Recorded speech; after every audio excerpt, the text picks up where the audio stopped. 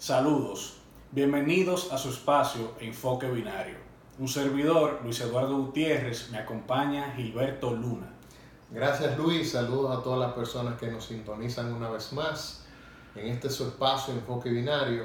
Aprovechamos para invitarles a que nos acompañen a través de las redes sociales, en Twitter, Instagram y nuestro canal de YouTube Enfoque Binario.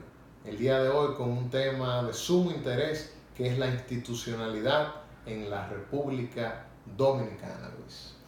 Bueno, primeramente debemos precisar qué entendemos por la institucionalidad de nuestro país. Nuestro país tiene un marco jurídico establecido en el artículo 7 de la Constitución que establece que nuestro Estado es un Estado social y democrático de derecho. Como Estado de Derecho tiene una serie de instituciones tales como la policía, el Poder Judicial, el Ejército, etcétera, que digamos que en cierta medida cumplen una función social, política y jurídica. El tema controversial en nuestro país es qué tan, digamos, qué tan fuertes o no son esas instituciones. Yo pienso que ese sería el tema más controversial, por utilizar un término. Debemos decir también que históricamente nuestro país ha tenido un problema grave no de falta de instituciones, sino de que las mismas no funcionan de manera correcta o funcionan a medias. Te voy a poner un ejemplo. Existe la policía de tránsito, existe en nuestro país, sin embargo, para todos los dominicanos no es ningún secreto que nuestro país vive un caos en materia de tránsito. De manera que existen instituciones, pero las mismas no pueden hacer mucho en algunas ocasiones. Por lo tanto, por eso vemos que existe mucho caos en nuestro país y es un problema realmente bastante difícil de afrontar. Yo creo que sí, Luis, al iniciar este camino que hemos de desarrollar a los fines de hacer entender a la gente lo que es la institucionalidad, hay que también partir de una definición de lo que son las instituciones, que son aquellos organismos de carácter público o privado que son creados a los fines de cumplir una labor específica que puede ser cultural, social, política, económica.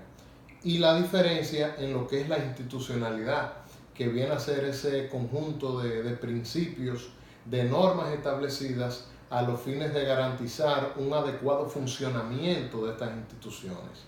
Tú empezaste mencionando lo que era el artículo 7 de nuestra Constitución, de manera que podemos decir que un Estado de Derecho, en una república, en una sociedad democrática, la Constitución es uno de los elementos fundamentales de la institucionalidad. Y precisamente allí es donde residen muchas de las debilidades institucionales que tenemos como país. Yo creo que estamos conscientes de que hay una debilidad institucional aquí en la República Dominicana. Y esa debilidad institucional se remonta incluso al momento mismo de la fundación de la República Dominicana, cuando al momento de establecerse, de promulgarse la primera constitución, de proclamarse la primera constitución de la República, el 6 de noviembre de 1844, esto se dio en un ámbito de mucha presión, sobre todo por los sectores más conservadores del país. Recuerda que Pedro Santana de alguna manera sitió lo que podemos llamar Congreso hasta ese momento, a los fines de que se le estableciera el artículo 210 de la Constitución, que le daba a él plenas facultades y poder para gobernar básicamente por decreto. Entonces pienso que ese es uno de los principales problemas que tenemos como país, que se traducen necesariamente en una debilidad institucional que afecta no solamente el plano jurídico, sino también el plano económico, el plano de la salud, el plano jurídico, mencionaba lo que es el transporte. Y en sentido general, aquí tenemos muchas instituciones, sin embargo, muy pocas funcionan. Y fíjate también, Gilberto, que podríamos decir, sin temor a exagerar, que el gran parte de los problemas que tiene nuestro país se deben precisamente a la falta de institucionalidad. Cuando vemos un problema como la desigualdad social, cuando vemos un problema como la corrupción, como la impunidad, cuando vemos un problema como la falta de educación o de una salud pública decente al menos. La falta de respeto a la Constitución. Exactamente. Bueno, la falta de respeto a la Constitución ya es algo muy sui generis, porque fíjate que imagínate, la Constitución, según establece la misma Constitución, es la norma suprema. Entonces, fíjate que si los dominicanos lo primero que hacen es que la gran mayoría violan la Constitución, imagínate que será un decreto, una norma inferior, es decir, que ya tú puedes fijarte de la gravedad del problema. Pero volviendo al tema de que esa es la madre de todos los problemas. Toma, por ejemplo, el caso de la educación. Por qué razón, si la ley establece que hay que darle el 4% del PIB a educación, por qué durante años no se lo otorgó? Yo hago esa pregunta y la dejo en el aire. ¿Por qué? Porque precisamente la falta de institucionalidad que existe en nuestro país dio la oportunidad al presidente de la República de obviar esa norma y no hubo ningún tipo de consecuencia. Fíjate que fue la población la que debió exigir en las calles el respeto de esa ley. De manera que es como digo, para mí es la madre de todos los problemas. Yo creo que en gran parte en la República Dominicana la falta de institucionalidad está directamente vinculada al irrespeto del Estado de Derecho, al irrespeto a la Constitución, a las normas, a las decisiones judiciales y sobre todo a la falta de compromiso del liderazgo político, que básicamente por sus intereses de mantenerse en el poder o de conquistar el poder, son capaces de desconocer precisamente las obligaciones que le imponen las leyes. Tú citas perfectamente el caso de lo que establece el 4% para la educación, una ley que durante muchos años se les reclamaba al gobierno su cumplimiento y este simplemente lo desconocía. De manera que en ese sentido, el hecho de que no hubiera algo que verdaderamente oprimiera y obligara al gobierno de turno a cumplir con esa ley, implicaba tácitamente un incumplimiento de esta norma y en consecuencia eso se traduce en los problemas que sufre la mayoría del sector público, sobre todo en cuanto a educación se refiere. Ahora en este caso estamos aplicando el 4%, sin embargo ese 4% no se ha traducido necesariamente en una mejoría de la calidad de la educación por el criterio con el que ha sido aplicado esos recursos, de manera que eso también es falta de la institucionalidad. Sí. Y mira, y no quiero desperdiciar este espacio para hablar un poquito al menos de cuáles son, a mi entender, las causas que provoca esta falta de institucionalidad. República Dominicana, como tú bien señalaste, desde el momento de la fundación de la República ha habido un irrespeto a la institucionalidad. Y yo pienso, Gilberto, que el motivo principal de este gran problema que tenemos en cuanto a la institucionalidad es el caudillismo que ha habido en nuestro país. Fíjate que el presidente de la República en nuestro país es una especie de César. En este país todo lo que diga el presidente de la República hay que hacerlo. Se pasa por encima al poder legislativo, se pasa por encima al poder judicial y hay un irrespeto constante a las normas. Fíjate que hubo un presidente que en su momento dijo, en una entrevista, le preguntaron acerca de la constitucionalidad o no de una acción que había tomado en contra de un periodista. Y ese presidente respondió que a él no le importaba la Constitución. O sea que fíjate por dónde es que viene el problema. El problema es el caudillismo que se ha insertado en nuestra sociedad y que no ha hecho que podamos desarrollarlo de manera plena. Hasta que eso no acabe, yo pienso que de nada sirve hacer esfuerzos en otra dirección.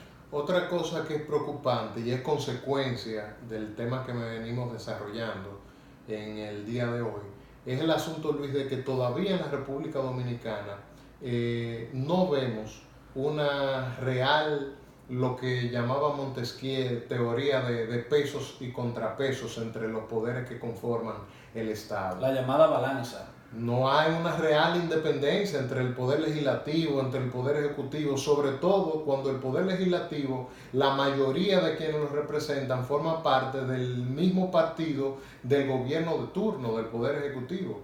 Y entonces en la República Dominicana el Congreso Nacional se limita básicamente a promulgar leyes, a construir leyes. Sin embargo, no cumple institucionalmente con las facultades y obligaciones que tiene de orden constitucional, como son, por ejemplo, la interpelación de un ministro.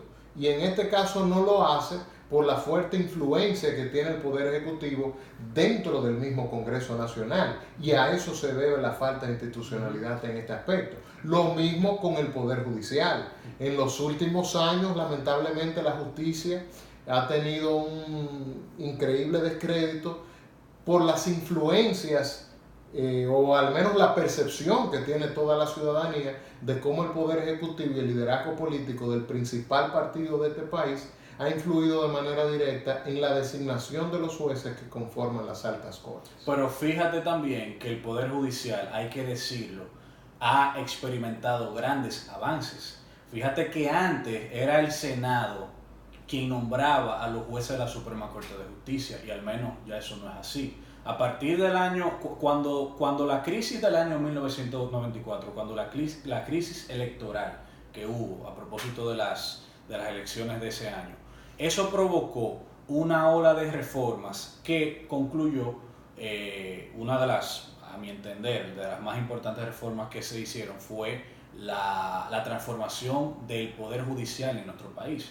Y hubo grandes avances, Gilberto, en la Suprema Corte de Justicia de Subero Issa. Cuando Subero Issa la inauguró, esa Suprema, tuvo una credibilidad y un prestigio enorme en esta sociedad. Lo que pasa es que luego, con algunos casos, como el de la Sunlam, por ejemplo, la Suprema comenzó a desprestigiarse mucho, y la verdad es que, bueno, es una situación lamentable, pero comparando con lo que había antes, comparando la justicia de los años, de principios de los años 90, ha habido un cambio radical. Yo te voy a decir la verdad, Luis. Yo lamento diferir contigo con respecto a ese punto.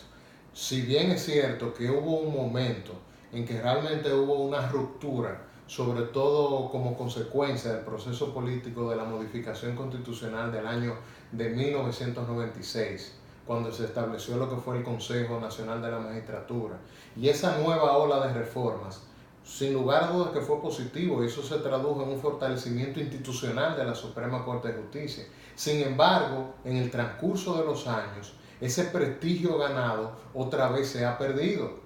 ¿Cómo vamos a hablar de institucionalidad, Luis, en el Poder Judicial, cuando recientemente, hace tan solo unos años, estábamos discutiendo el tema de que desde la misma Suprema Corte de Justicia, encabezado por miembros de la Suprema Corte de Justicia, había una banda dentro del Poder Judicial que se dedicaba a vender sentencias? Sí. Entonces, ¿dónde queda la seguridad jurídica, el Estado de Derecho? Pero también hay que decir, también hay que ser cauteloso con eso, Gilberto, en el sentido de que tienes que admitir que ha habido ciertos avances también.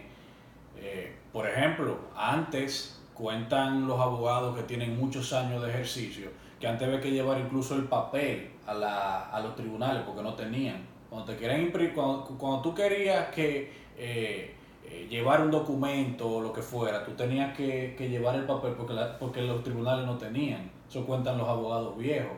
Entonces, yo pienso que eso es un ejemplo de que por lo menos ha habido avance. Evidentemente no podemos conformarnos, debemos tratar de aspirar a más.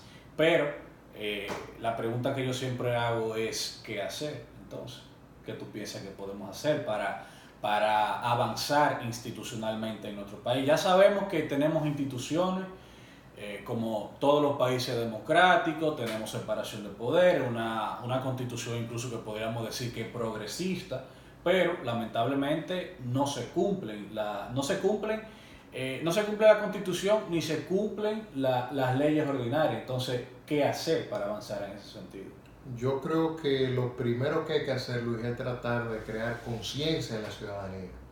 En la medida en que la ciudadanía conoce sus derechos, conoce la importancia de la institucionalidad, del respeto a las normas, de exigir sus derechos, en esa misma medida el liderazgo político nacional puede y debe comprometerse al fortalecimiento de las instituciones de la República Dominicana, sobre todo en lo que tiene que ver con el respeto a la Constitución.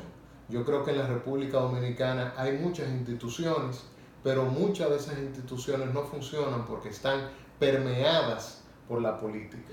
Pero Gilberto, volvemos entonces al mismo punto, un círculo vicioso. Tú dices que debe ser el liderazgo político quien lleve en cierto sentido la voz cantante, en cierto sentido eso fue lo que interpreté, pero pienso que gran parte de los problemas institucionales que tenemos precisamente porque si no es el poder político quien impulsa las reformas no se dan o las instituciones no funcionan.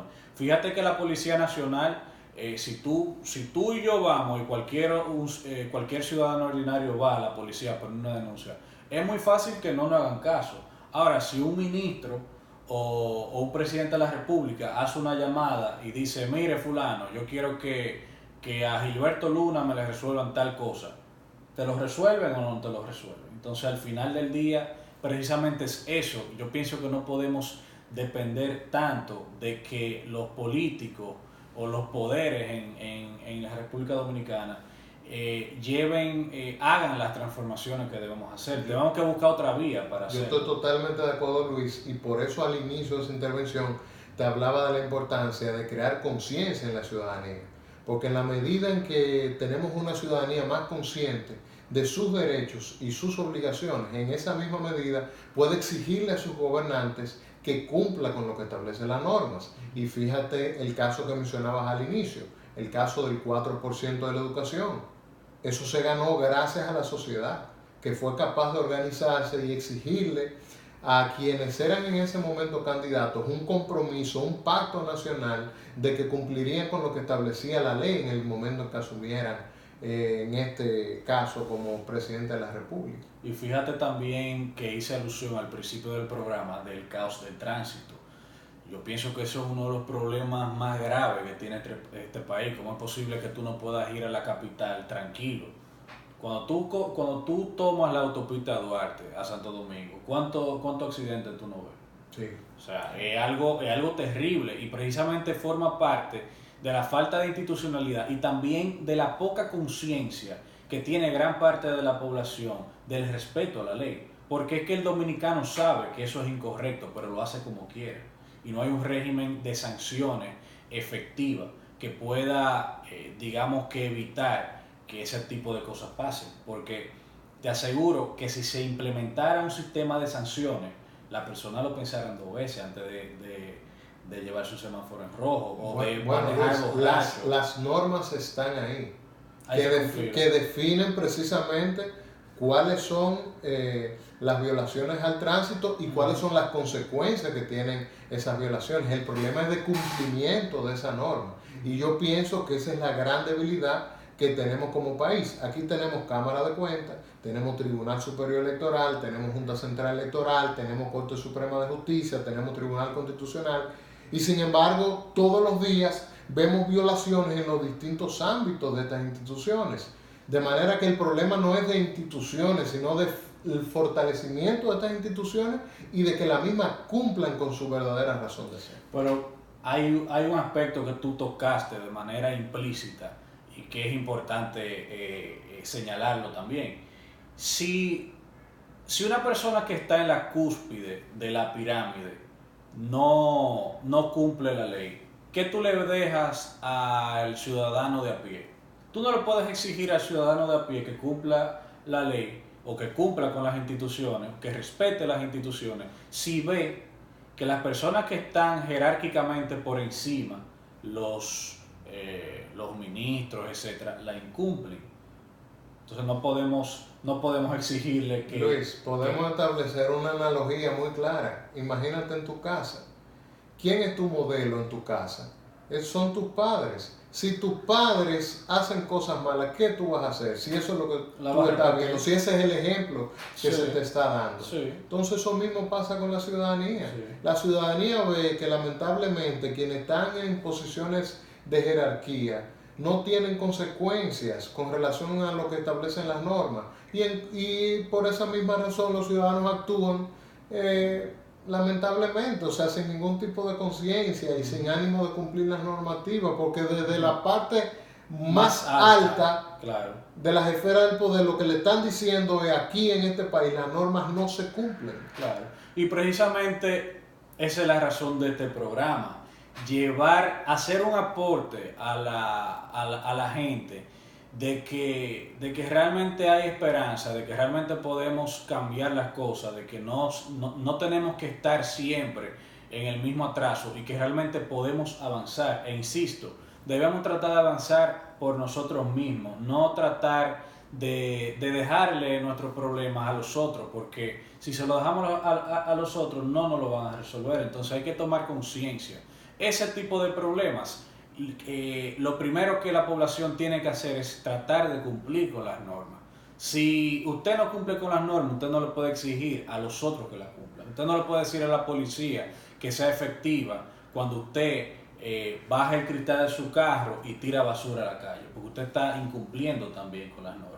Entonces, de manera que yo pienso que primero debemos dar el ejemplo para precisamente que los otros emulen nuestro comportamiento. Yo creo que esa motivación, ese consejo que das en la parte final de este espacio es muy positivo, sobre todo en aras de cumplir con uno de los principales objetivos de nosotros como programa, como enfoque, que es la necesidad de crear conciencia y de llevar un mensaje positivo, de criticar, pero al mismo tiempo proponer para que finalmente se desarrollen grandes cambios en la República Dominicana y se siga fortaleciendo la institucionalidad y la democracia. Bueno, Gilberto, la verdad que ha sido un placer haber compartido con ustedes este tema tan polémico, tan importante para nuestra sociedad, precisamente por las últimas también noticias que hemos visto en los medios de comunicación de escándalos políticos, empresariales, que todo tiene que ver al final con este tema, con la falta de institucionalidad. De manera que, insisto, ha sido un verdadero placer contar con ustedes. También le doy las gracias a Gilberto por compartir este espacio conmigo y hasta una próxima entrega. Reiterarle a la gente que nos den seguimiento a través de las redes sociales, Twitter, Facebook e Instagram como Enfoque Binario, y este programa podrá encontrarlo completito en nuestro canal de YouTube Enfoque Binario. Hasta la próxima.